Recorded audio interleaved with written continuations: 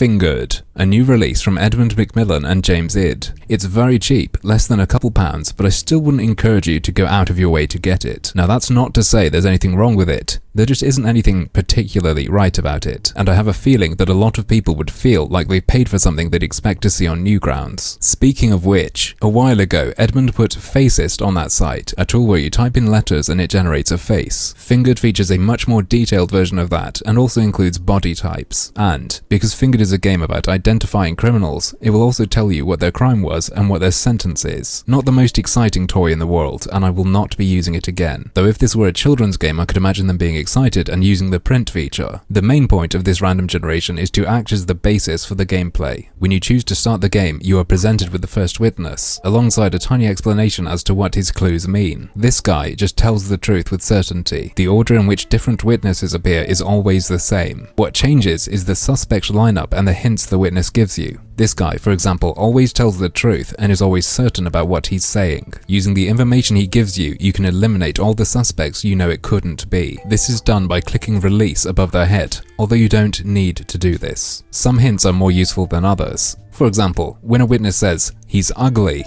well, none of them are exactly good looking. What this means is you have to learn to recognize the bits of the cartoon appearance that count as ugly. When you're certain of who did it, you select them, and then Finger him!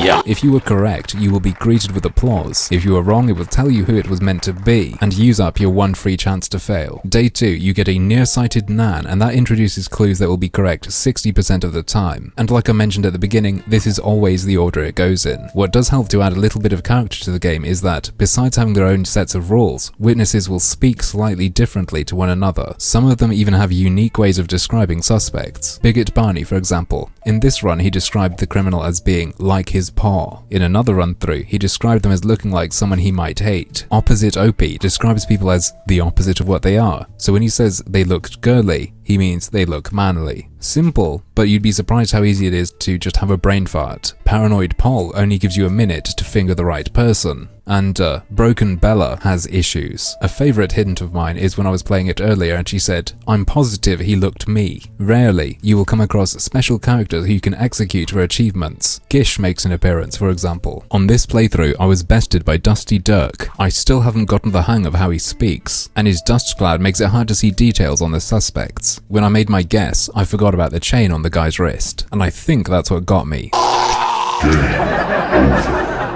And then you start again from the beginning. So yeah, it works, it has a little bit of charm, but I still don't really feel compelled to play any more of it. If I wanted to get better at the game, beat it and complete all the achievements, yeah, it would take up plenty of my free time, but the dry memorization of terms and the characteristics they refer to that would be involved does not appeal to me, and I'd rather be doing something else. It simply is what it is, and I think spending money to buy this game is justified less by the game itself, and more by being able to say, I got fingered by Edmund McMillen, and it only cost me $2. But, as usual, that's just another one of my harmful opinions.